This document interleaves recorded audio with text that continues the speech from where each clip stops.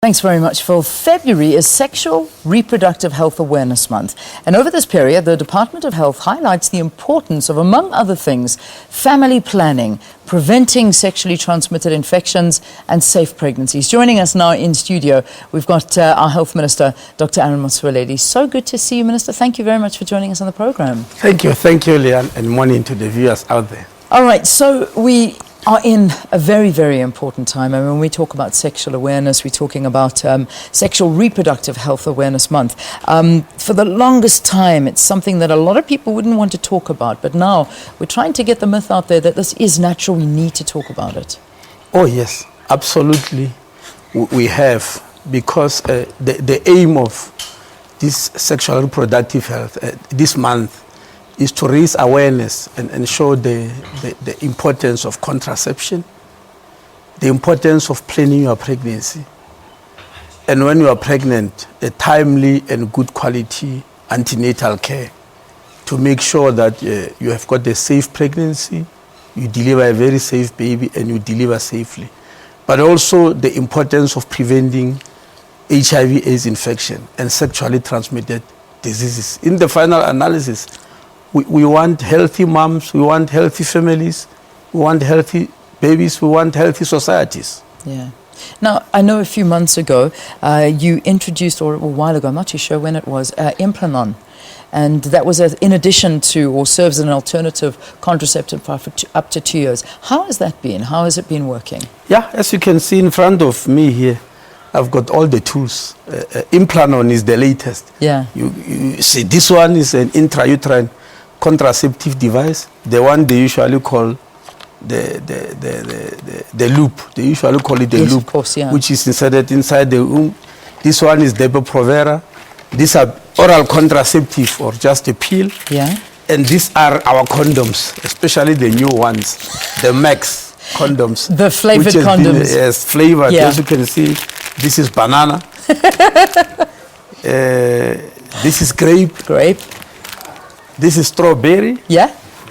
And these are female condoms. And they don't have a flavor? No. Ah, these ones yes, are no, not that's yet not flavored. fair, Yes. Well, I'm glad you got all the flavors covered. Yes, that's a good thing. How have they worked, by the way? Is that the flavors? Why is it such a big deal that we're making a big deal of the flavored condoms? Well, Leanne, if you remember the condom that the state was distributing, there was a research done by Human Science Research Council in 2013. And they were very critical of the Department of Health. They said the use of condoms has gone down in the country. Now, I was shocked because we had just increased condoms from 250 million to 500 million. Yeah. And now here is the Human Science Research Council saying, but the use has gone down. We wanted to understand, so we conducted peer review research and all that with young people, in peer groups and all that. And they told us that, number one, that condom that is distributed by the state, they said it doesn't have a good smell. They said it also makes some form of noise which they don't want. I don't know what does that mean, but they told us that, and we said, what do you want? Yeah. And they came up with this idea of a flavored and colored condom, which is cool, according to young people. And they even named it. This name was not given by me. There was a competition by young people. And one of them came with this way. It means maximum. They say it provides maximum protection, maximum pleasure. Yes. And, so hence the that's background why it's called behind Max. them. Yeah. So it was young people who came up with it, and it's very popular. So now, in 2014, Leanne, we introduced a very new tool in the arsenal, the Implanon. This subdermal implant, which is planted below the skin. Yes. And it stays for 3 years. All these others, the peel is every day, the Depo is 3 times, it's every 3 months, condoms is every round. This one, you put it for 3 years. Yes. And since we launched it in 2014, we have inserted 800,000 of them. There are 800,000 women in South Africa using this. And I want to take this opportunity to advise them, those who inserted it in 2014, they must realize 3 years is over. They must come and change it and make sure they get a take new it one. out and put a new one. Yes. because it stays only for 3 years. Minister, I mean, what you're doing is incredible. It really is. I mean, you see that there's so much thought put into it, and you can see that there's so much information and education around family planning. And yet, when you look at some of the statistics coming out, and you've still got the UNAIDS saying that possibly about 7 million South Africans are living with HIV. Are we winning? I don't know. With numbers like that, do you think everything you're implementing here is actually making a difference? Well, for HIV, Leanne, we, as you know the figures, we're winning, and don't undermine it. I mean, if I have to give you figures, for instance, look at PMTCT. By 2004, we had 70,000 babies born HIV positive every year by 2004. Today is down to 6,000. We've reduced it by more than 1,000%. That is a great win. In other words, only 6,000 babies now are born HIV positive instead of 70,000. And then you are aware that death from HIV/AIDS has markedly reduced by about 50%. Now, those are what we call biomedical interventions. Where we've got a problem, and I think it's very good that you ask this question, is what we call socio-behavioral, prevention and all that. Because research which was done in 14 Southern and Eastern African countries has shown that in young women between the ages of 15, girls and young women between the ages of 15 and 24, the rate of infection in those 14 countries is moving at the rate of 500,000 new infections per week. And half of them are happening in South Africa. So what we have done, we have launched a program called She Conquers, the Female Conquers, which specifically focuses on young girls, girls between the age of 15 and young women up to the age of 24. In other words, that age group, because we found that that's where the problem is. And why girls? Because the rate of infection among girls in that age group is 4 to 8 times that of boys in the same age group. So we have launched that campaign. It was launched by the Deputy President in June last year. It has got 5 objectives. Firstly, to reduce the prevalence of HIV/AIDS in this age group of girls. Secondly, to reduce the prevalence of teenage pregnancy, because HIV/AIDS go together with that teenage pregnancy in the same age group. But thirdly, to reduce gender-based violence, because some of them are subjected to, extensive gender-based violence. Fourthly, to keep them at school for as long as possible, at least up to matric.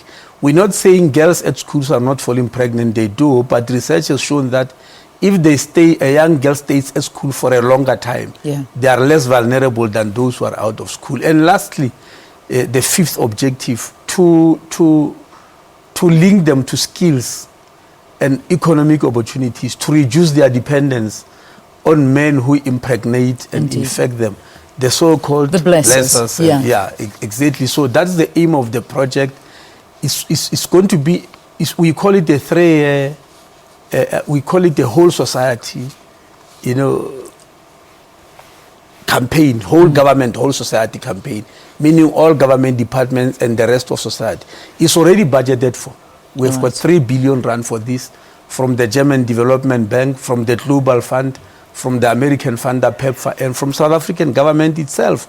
And we are going to run it for 3 years. We have already selected 22 districts. Excellent. Where the prevalence of these things I've mentioned is very high. Indeed. And we are going to concentrate on them. Minister, I just want to bring up another issue, and that's apart from the Sexual Reproductive Health Awareness Month, which I can imagine, this is going to continue. It's the 1st of February, so this is going to happen the entire month. But the news story that I think is going to dominate today, and certainly is going to hopefully give us some findings and some answers, is the Health Ombudsman releasing the report on what happened with the recommendations for those mentally ill patients that died in the transfer from the Life Isidimeni NGO to several other NGOs.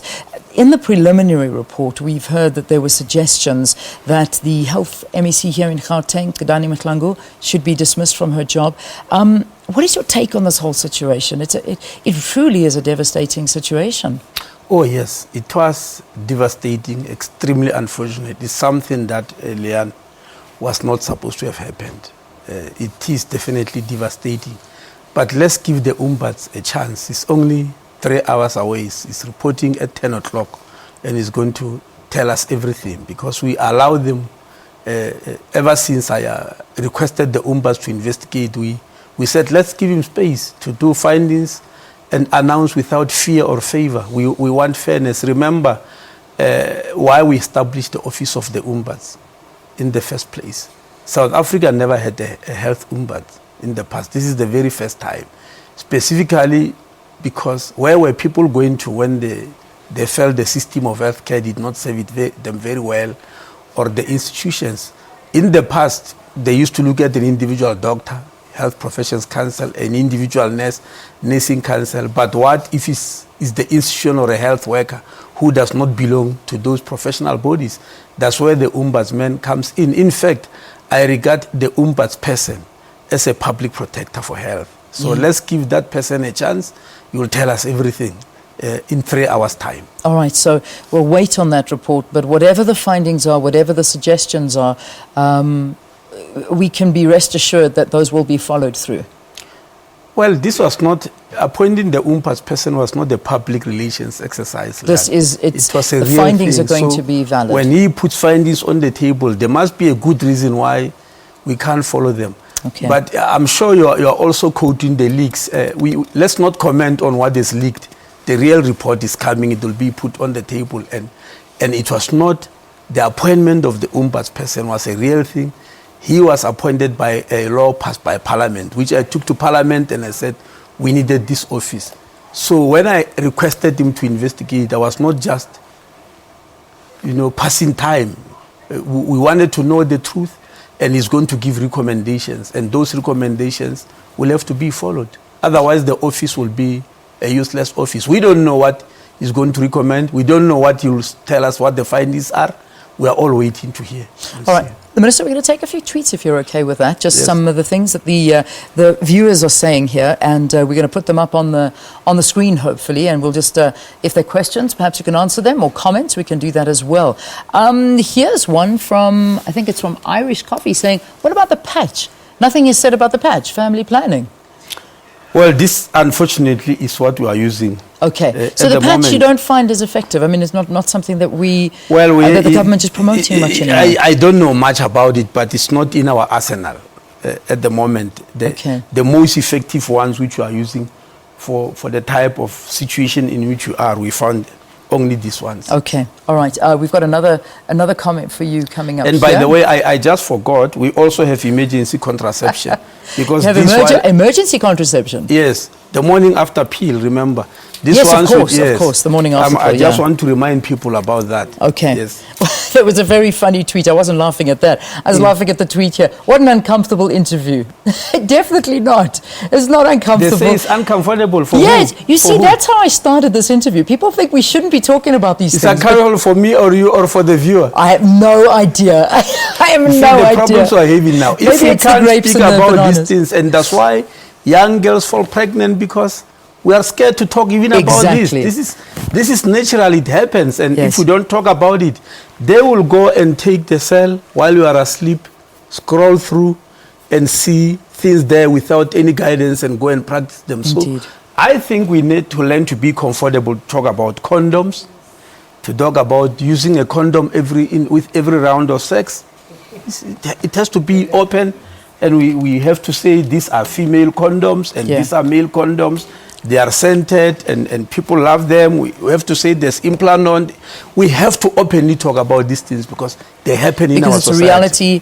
People are having sex, whether we like to believe it or not, but they need to have whether we like sex. it or not. Youngsters are having sex, and these days, let me tell you, Leanne, what also changed.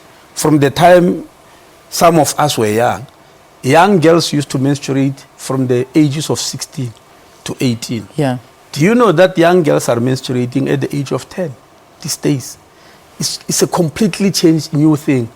And when you menstruate, you can fall pregnant, which means a 10-year-old girl can easily fall pregnant. Have a baby. If some of them get raped and abused.